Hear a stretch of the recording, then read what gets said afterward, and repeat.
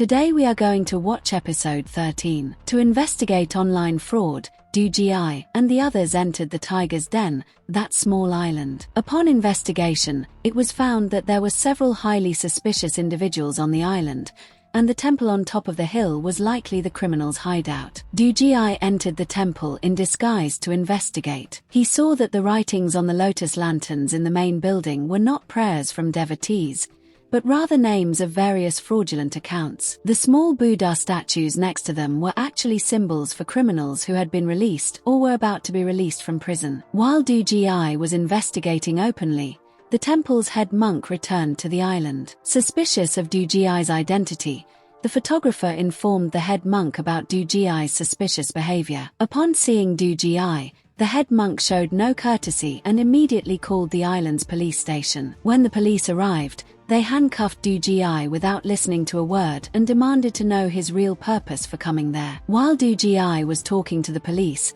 his team members were outside the island keeping an eye on other suspects. Among them, CEO Zhang was fishing on the island to buy time for DGI's investigation. However, the police officer arrived at just that moment, invited CEO Zhang onto his small boat, and said he would take him to the right fishing spot. To avoid raising suspicion, CEO Zhang was forced to board the police boat. But after reaching the island's port, only the police officer disembarked, and CEO Zhang went missing. Outside the island, curly hair and mushroom hair were following the photographer. They saw him first go to an alcohol rehabilitation center, where everyone gathered for treatment was addicted to alcohol. Then, mushroom hair followed the photographer into a drug rehabilitation center. When no one was looking, the photographer copied a list of drug addicts from a computer. At the same time, the owner of the island hotel received this list. Unfortunately, the photographer spotted mushroom hair tailing him. The photographer intentionally spoke to him and realized at a glance that mushroom hair was not a drug addict at all. A while later,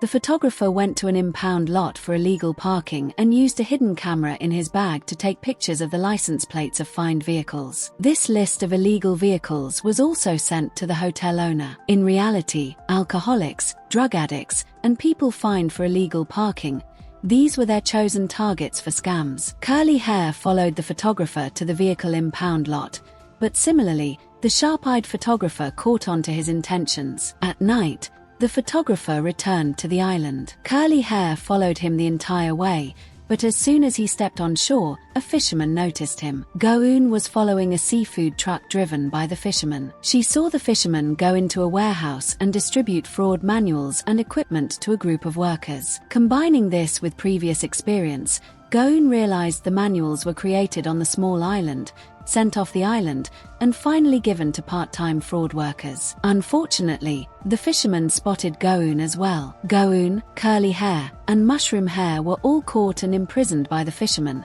They are now trapped inside the seafood truck. The photographer told the fisherman to wait a bit. He would bring the last person, and then they would finish off these uninvited guests together. The person the photographer spoke of was DGI. At this moment, DGI had already unlocked his handcuffs himself. He was trying to contact his 4 colleagues, but they were already in danger. The photographer came to the temple and invited DGI to eat soup and rice together. During the meal, the photographer hinted that after eating, DGI would be reunited with his companions. DGI realized Go-eun and the others were in trouble, but now he first needed to understand the photographer's intentions. While the photographer was talking to DGI, the owner arrived at the temple with a computer and was monitoring DGI. The photographer had already found out DGI's name and identity as a taxi driver. He also knew that Go-eun and the others were employees of DGI's taxi company. He asked DGI why his employees were following him. DGI calmly admitted that the tracking was entirely his own idea. Immediately after, DGI brought up the lotus lanterns. He said he came through a scammer named Kim, wanted to hang a lotus lantern too, and wished to join this fraud business. The photographer, very cautious, questioned DGI about his previous profession. DGI was extremely calm and spoke of his past experiences, such as being a substitute teacher where students blackmailed him, his company president being blown up by a bomb while he worked there, trading old mobile phones, and finally catching the eye of a prosecutor, etc. DGI told the photographer everything, though naturally, he only shared the surface-level details. Inside the temple, the owner had people verify DGI's stories and found that they were all true. As a result, the photographer's suspicion towards DGI decreased slightly. After talking for a while, the photographer offered DGI a chance to join his business. He said DGI lacked an ownership mindset and that a talented person like him shouldn't work under others. Realizing the photographer had taken the bait, DGI immediately handed him a glass of alcohol. The photographer clinked glasses with DGI and promised to hand over all of DGI's companions to him. Go-eun and the others were released and returned. DGI breathed a sigh of relief. Everyone sat down to talk secretly. It seems this group had planned to dump them in the sea so they would drift north towards North Korea. That way, the police would have no chance to investigate. Truly a flawless plan. While they were talking, a stranger suddenly emerged from the nearby bushes. The man revealed he was a journalist who had been hiding here for 6 months. His senior colleague who came with him had unfortunately died. Their objective had also been to investigate this group led by the photographer. The journalist shared all his leads with DGI and his team. He observed that online criminals released from prison are sent to this small island. After a few days, these criminals leave the island, go abroad, and restart their old profession, online crime. The interesting part is that the people on this island help these criminals restart their crimes. According to the journalist's investigation,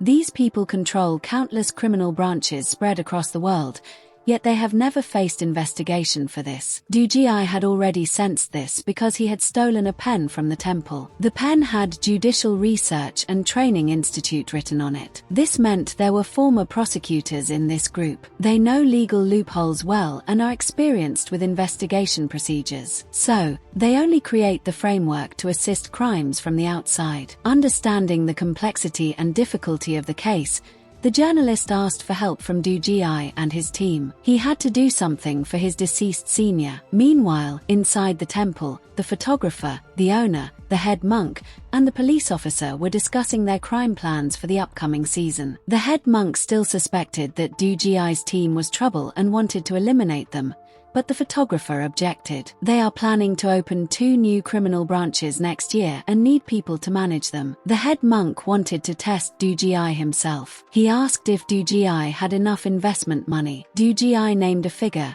2 billion. The head monk didn't believe it and wanted to see the money first. DGI countered, "Does a tenant show money first? Or does the landlord come to see the money?" After speaking with the monk, DGI answered a call from Go-eun. To prevent his true motive from being detected on the island's monitors, DGI intentionally called Go-eun Honey. He talked about the seed money for the investment, deliberately saying that the people on the island couldn't be easily trusted and they had to wait until full trust was established between both parties before bringing the money. The photographer could hear these words clearly on the monitor. A little later, the photographer asked DGI to take the taxi and go to the pier with him.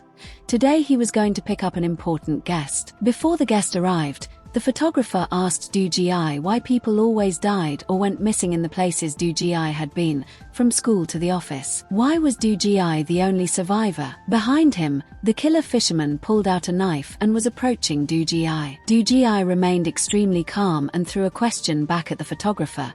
Aren't the people who come to you to start over all survivors who have overcome life and death obstacles? I survived with great difficulty and came to this island to start fresh. Why do I still have to hear these ghostly talks? The photographer was intimidated by DGI's personality and actually apologized to him, simultaneously deciding to trust DGI completely. At this time, the guests got off the boat. One of them was the scammer who had introduced DGI to this line of work. Hearing that DGI came through Kim, this man became suspicious, saying Kim had no friends. DGI handled it smoothly with a single remark. Everyone arrived at the temple. The fisherman killer brutally murdered 2 of the guests. DGI frowned.